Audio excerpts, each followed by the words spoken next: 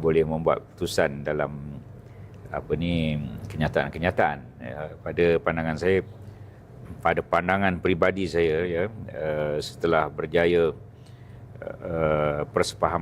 separuh persefahaman di negeri Johor.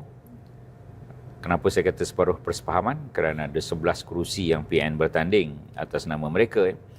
Tetapi apabila saya kata separuh persefahaman itu, pemimpin mereka menyebut di kawasan yang PN tidak bertanding hendaklah mengundi BN. Itu sudah berlaku di Johor. Persefahaman sepenuhnya di negeri Melaka lah.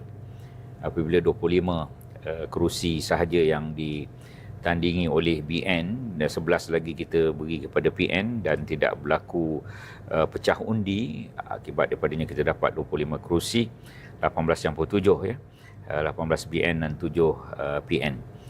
Kalau kita berpecah tak dapat 25 itu, saya kira ia perlulah pada pandangan peribadi saya perlu diteruskan di Melaka. Kenapa perlu diteruskan? Kerana PH sudah menarik diri daripada kerajaan Melaka. PH yang menarik diri. Jadi jangan salahkan kami tidak bersama dengan PH sebab PH dah tarik diri. Kenapa perlu bersama walaupun tidak ada satu kerusi pun PN? PN tidak ada satu kerusi, tidak ada kerusi sebab mereka kalah di semua. Tetapi mereka ada penyokong kan. Mereka ada penyokong yang tertentu. Jadi saya kira rundingan perlu dibuat dengan teliti dengan PN yang dalamnya ada PAS dan gerakan dan wawasan untuk kita, pada pandangan saya, elok bersamalah di Melaka. Mengikut apa yang disebut oleh Ketua Menteri bahawa pilihan raya negeri Melaka akan dibuat sebelum bulan 12.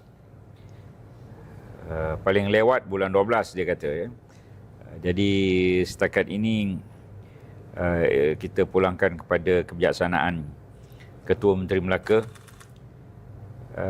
untuk membuat keputusan setelah berunding tentunya dengan Presiden dan juga pengurusi BN. Jadi tarikh yang tepat tu belum ada pada kami lah.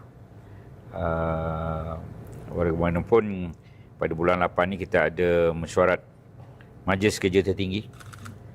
Tentunya perkara ini akan dibincangkan. Mesyuarat Majlis Kerja Tertinggi pada bulan 8. Pada bulan 9 kita ada Perhimpunan Agung UMNO. Oleh itu saya kira itu tarikh-tarikh yang penting. Selepas Perhimpunan Agung UMNO itu, saya kira daripada hari ini lagi kita patut buat persiapan.